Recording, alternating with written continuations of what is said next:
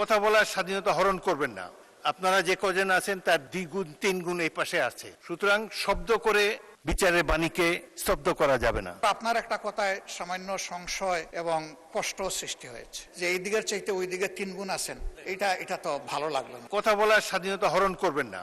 আপনারা যে কজন আছেন তার দ্বিগুণ তিনগুণ এই পাশে আছে, সুতরাং শব্দ করে বিচারের বাণীকে স্তব্ধ করা যাবে না। আমাকে সংসদ পরিচালনা করতে দিন।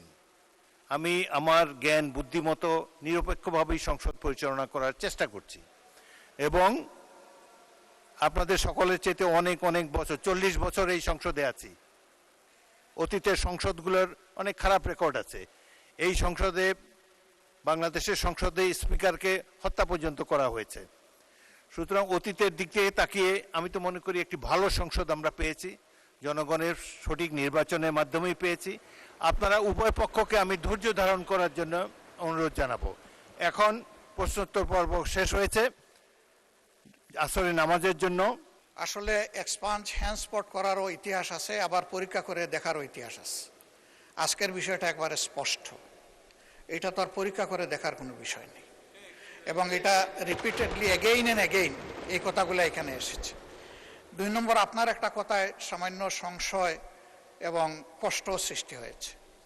এটি হচ্ছে আপনি যথার্থই অ্যাটেনশন ড্র করেছেন, অভিভাবক হিসেবে এটা করবেন যে আমি দাঁড়ানোর পরে বাকিরা এখানে দাঁড়িয়ে আছেন, এটা ডিসেন্সি ক্ষুণ্ণ হয়েছে। এটা আপনি করতে পারেন, এটা আপনার দায়িত্ব।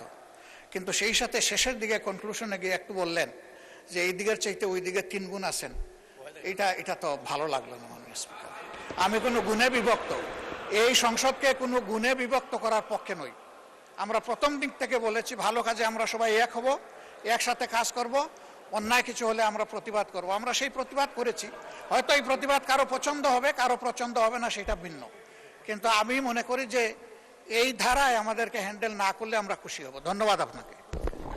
ধন্যবাদ মাননীয় বিরোধী দলের নেতা। আমি কাউকে ছোট করার জন্য কোনো বক্তব্য রাখি নাই, কিন্তু দেখা যাচ্ছে যে আপনারা স্বরাষ্ট্রমন্ত্রীকে বক্তব্যই রাখতে দিলেন না। শাউট করে তার বক্তব্য যাতে না শোনা যায়, এই অ্যাটিটিউডটার আমি নিন্দা করি। এটি সঠিক অ্যাটিটিউড নয়।